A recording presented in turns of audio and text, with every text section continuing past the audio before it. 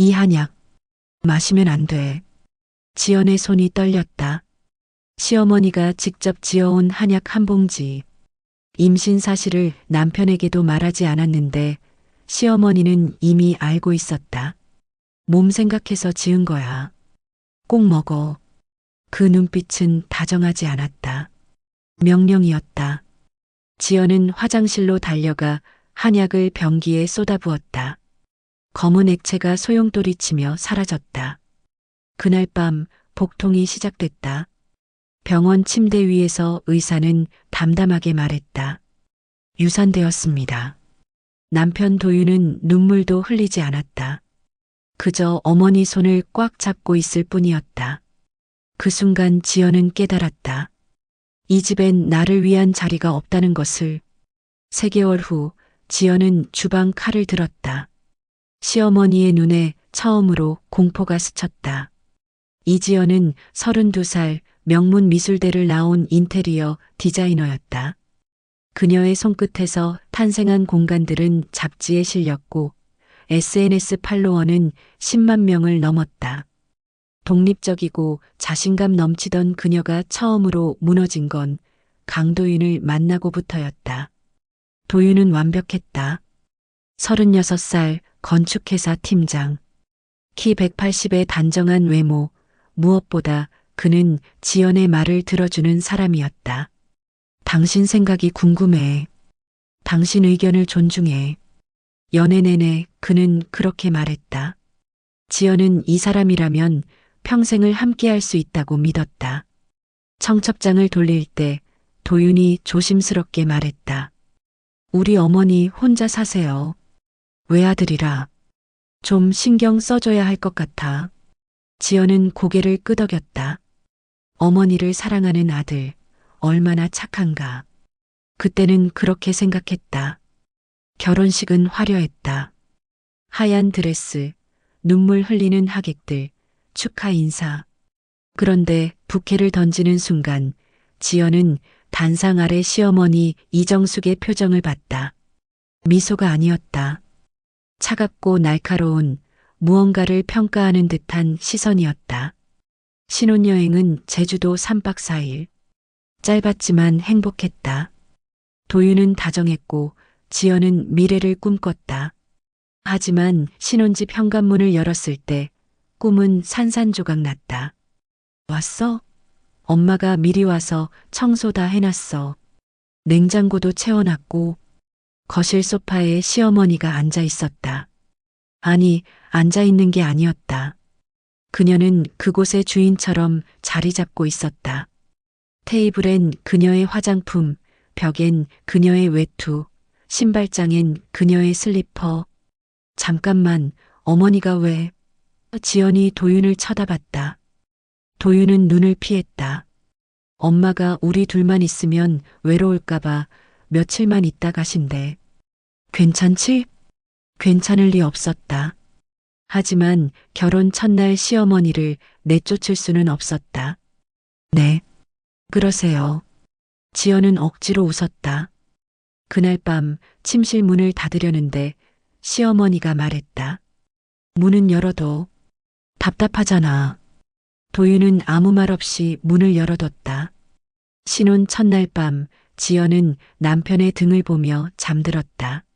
아니, 잠들지 못했다. 거실에서 들리는 시어머니의 기침 소리 때문에. 며칠이 지나도 시어머니는 떠나지 않았다. 1주일, 2주일, 한 달. 지연이 조심스럽게 물었다. 어머니, 언제쯤 집에 가실 거예요? 정숙은 웃으며 대답했다. 왜 내가 불편해? 아들 집인데 내가 왜 나가야 돼? 그 순간 지연은 깨달았다. 이건 신혼집이 아니라 시어머니의 집이었다. 그리고 자신은 손님도 아닌 침입자였다. 아침 6시 30분. 알람이 울리기 전에 정숙은 이미 부엌에 있었다. 지연이 부엌에 들어서자 시어머니가 말했다. 됐어. 가서 씻기나 해. 아침은 내가 차릴게. 처음엔 고마웠다. 그런데 이틀, 사흘, 일주일이 지나도 똑같았다. 지연이 먼저 일어나 밥을 하려고 해도 정숙은 이미 부엌을 점령하고 있었다. 며느리가 아침부터 고생할 필요 없어. 내가 하는 게 빠르니까. 밥상을 차리는 것도 설거지도 빨래도 모두 정숙이 했다. 심지어 도윤의 출근 준비까지. 넥타이를 골라주고 셔츠를 다리고 구두를 닦았다. 지연이 끼어들 틈은 없었다. 당신, 내가 넥타이 골라줄게. 어느 날 지연이 말했다. 도윤은 잠깐 망설이더니 말했다. 엄마가 하던 건데 갑자기 바꾸면 서운해 하실 것 같아. 지연은 아무 말도 하지 못했다. 더 끔찍한 건 돈이었다. 결혼 전 도윤은 통장을 공동 명의로 하자고 했다. 우리 투명하게 살자. 그런데 결혼 후 도윤의 월급은 시어머니 계좌로 입금됐다. 엄마가 관리하시는 게 낫대. 우리 아직 어리잖아. 지연은 화가 치밀었다. 나 32살이야. 어린애 아니고. 도윤은 난처한 표정을 지었다. 그냥 당분간만. 나한테 필요한 거 있으면 말해. 다 사줄게. 지연은 입을 다물었다. 필요한 게 뭔지조차 말할 수 없는 관계. 그건 부부가 아니라 보호자와 피보호자였다. 어느 날 지연은 생리대가 떨어져서 편의점에 갔다. 카드가 거절됐다. 한도 초과. 당황한 지연이 집에 와서 확인하니 정숙이 카드로 시장을 봐놓은 것이었다. 어머니, 제 카드 쓰셨어요? 급하게 필요해서. 미안, 다음 달에 갚을게. 다음 달은 오지 않았다. 정숙은 계속 지연의 카드를 썼고 지연은 생활비를 받아 쓰는 처지가 됐다. 남편에게 말했다. 이건 아니잖아. 내 돈도 아니고 우리 돈도 아니야. 어머니 돈이 된 것 같아. 도윤은 한숨을 쉬었다. 너무 예민하게 구는 거 아니야? 엄마가 나쁜 마음으로 그러는 건 아니잖아. 그냥 좀 참아줘. 참으라고. 또 참으라고. 저녁 식사 시간 지연이 메뉴를 제안했다. 오늘 파스타 해 먹을까요? 정숙은 고개를 저었다. 도윤이는 한식 좋아해. 파스타는 배 안 불러. 지연이 반박하려는데 도윤이 끼어들었다. 엄마 말이 맞아. 나 사실 양식 별로야. 거짓말이었다. 연애할 땐 이탈리안 레스토랑이 데이트 코스였다. 지연은 포크를 내려놨다. 남편이 거짓말을 하고 있었다. 아니, 자기 자신에게 거짓말을 하고 있었다. 밤이 되면 더 견딜 수 없었다. 정숙은 TV 볼륨을 크게 틀어놓고 웃음소리를 냈다. 지연과 도윤이 침실에 들어가도 문을 두드렸다. 도윤아, 물 좀 떠다 줘. 도윤아, 약 어디 있어? 어느 날 밤 지연이 폭발했다. 어머니, 이제 그만 좀 하세요. 우리도 부부예요. 시간이 필요하다고요.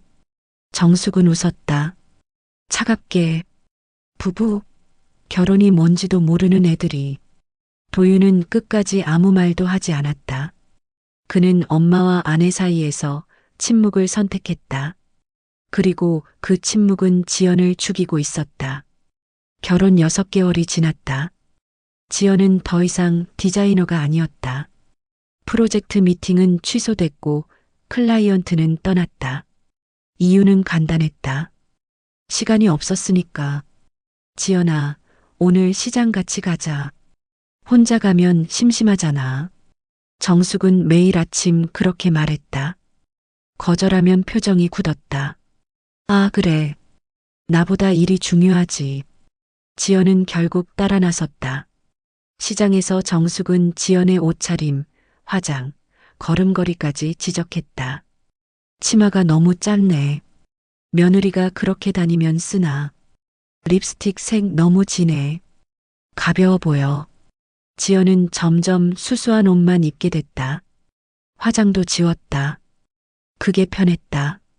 더 무서운 건 외출이었다. 대학 동창이 만나자고 연락했다. 어머니, 저 오늘 친구 만나고 올게요. 정숙은 고개를 끄덕였다. 그래, 다녀와. 몇 시에 와? 한 10시쯤요? 10시? 너무 늦네.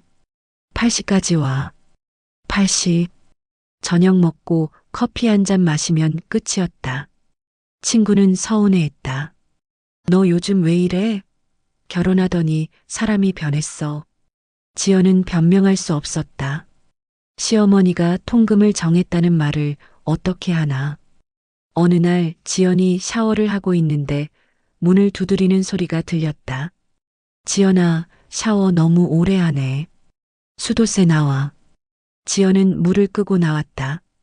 머리도 제대로 안 감고 밤에 화장실을 가도 정숙은 거실에서 기다리고 있었다.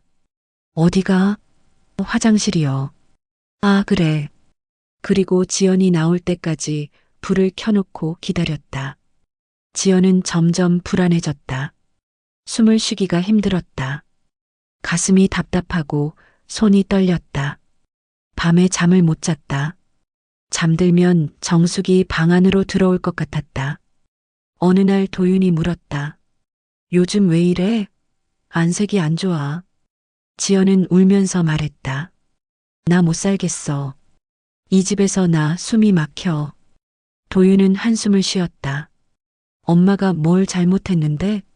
그냥 신경 쓰는 거잖아. 신경? 이게 신경이라고? 지연은 더 이상 말하지 않았다. 대신 핸드폰을 검색했다. 시어머니 스트레스, 결혼 후 우울증, 며느리 감시. 비슷한 사연이 수두룩했다. 하지만 답은 없었다. 모두 참아라, 시간이 지나면 나아진다는 말뿐. 시간은 지나지 않았다. 상황은 더 나빠졌다. 정숙은 지연의 휴대폰을 확인하기 시작했다. 누구랑 통화했어? 문자 온 거 뭐야? 지연이 거부하면 도윤에게 말했다. 내 와이프, 나한테 뭐 숨기나 봐. 도윤은 지연에게 말했다. 엄마한테 그냥 보여줘. 숨길 게 없잖아. 지연은 핸드폰을 던졌다. 나 범죄자야?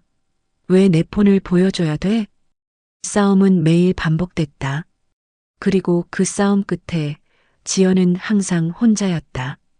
도윤은 엄마 편이었고 지연은 예민한 며느리가 됐다. 생리가 늦었다. 지연은 약국에서 임신 테스트기를 샀다. 2줄. 임신이었다. 기쁘지 않았다.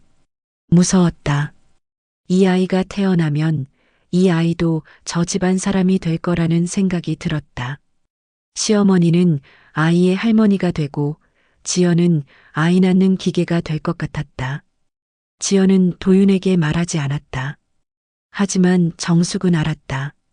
어떻게 알았는지 모르겠지만 그녀는 알고 있었다. 요즘 얼굴이 붓네. 어느 날 정숙이 물었다. 아니에요. 입덧하는 거 아니야? 아니에요. 사흘 후 정숙은 한약을 들고 왔다. 지연아, 이거 먹어. 몸 생각해서 지은 거야. 지연은 한약 봉지를 받아들고 얼어붙었다. 한약 봉지에 적힌 글씨. 산모보양. 시어머니는 알고 있었다. 어머니, 이거 왜 지으셨어요? 너 임신했잖아. 몸조리 해야지. 지연은 손이 떨렸다. 누가 말했어요? 말 안 해도 알아. 엄마는 다 아는 거야. 그날 밤 지연은 한약을 들고 한참을 고민했다. 이걸 먹어야 하나? 정숙이 지은 한약을. 믿을 수 있나? 지연은 결국 화장실로 가서 한약을 쏟아부었다. 검은 액체가 변기 속으로 사라졌다. 그날 밤 복통이 시작됐다. 아랫배가 찢어지는 것 같았다. 지연은 비명을 질렀다. 도윤이 119에 전화했다. 병원 침대 위. 의사는 담담하게 말했다. 유산되었습니다. 초기라 큰 문제는 없지만 몸조리 잘하셔야 합니다. 도윤은 눈물도 흘리지 않았다. 그는 복도에 나가 어머니와 통화했다. 엄마, 애기 없어졌어. 지연은 그 목소리를 들으며 천장을 바라봤다. 눈물이 나지 않았다. 대신 웃음이 났다. 이제 내 안엔 아무도 없네. 드디어 나 혼자네. 퇴원 후 정숙은 지연에게 말했다. 괜찮아. 다음에 또 나오면 돼. 다음? 지연은 그 말을 듣고 소름이 돋았다. 이 사람은 나를 사람으로 보지 않는다. 아이를 낳는 도구로 본다. 그날 밤 지연은 결심했다. 이 집에서 나가야 한다. 아니면 내가 죽는다. 짐을 쌌다. 옷, 책, 노트북. 많지 않았다. 이 집에서 지연의 것은 거의 없었다. 뭐해? 정숙이 방문을 열고 들어왔다. 짐 싸요. 어디 가게? 여기서 나갈 거예요. 정숙의 얼굴이 일그러졌다. 나가? 내가? 결혼이 장난이야? 내 마음대로 나간다고? 네, 나가요. 더 이상 못 살겠어요. 우리 아들은? 지연은 웃었다. 아들, 당신 아들 말고 제 남편은 없었어요. 처음부터. 정숙이 소리쳤다. 이 집에 들어올 땐 언제고, 나갈 땐 혼자 나가. 우리 도윤이는 내 거야. 지연은 고개를 들었다. 네, 알아요. 당신 아들이 아니라 당신 남편이었겠죠. 아들 키운 게 아니라 남편 만든 거잖아요. 정숙의 얼굴이 하얗게 질렸다. 지연은 부엌으로 걸어갔다. 그리고 천천히 칼을 집어들었다. 정숙의 눈에 공포가 스쳤다. 뭐 하는 거야? 지연은 칼을 들고 한참을 바라봤다. 그리고 웃었다. 칼을 도마 위에 내려놓았다. 걱정 마세요. 이 칼로 당신 자를 생각 없어요. 나 아직 미치진 않았거든요. 지연은 짐을 들고 현관문을 열었다. 새벽 바람이 얼굴을 때렸다. 차가웠지만 상쾌했다. 뒤에서 도윤의 목소리가 들렸다. 지연아, 제발. 다시 생각해봐. 지연은 돌아보지 않았다. 생각 많이 했어. 이제 끝이야. 문을 닫았다. 엘리베이터를 탔다. 1층 로비 밖. 지연은 걸었다. 어디로 가는지 몰랐지만 이 집이 아닌 곳이면 어디든 좋았다. 지연은 속삭였다. 이 집엔 사랑이 아니라 감옥만 있었어. 그리고 그녀는 사라졌다. 새벽 안개 속으로.